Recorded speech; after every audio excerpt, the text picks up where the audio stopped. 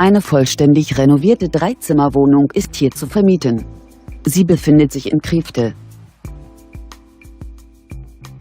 Das Objekt wird 1994 erbaut und über eine Zentralheizung beheizt.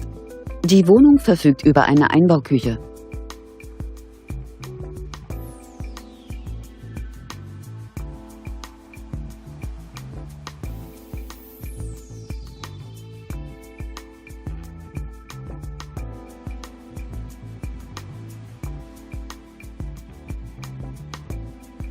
Die Wohnfläche der Wohnung liegt bei ca. 165 Quadratmetern.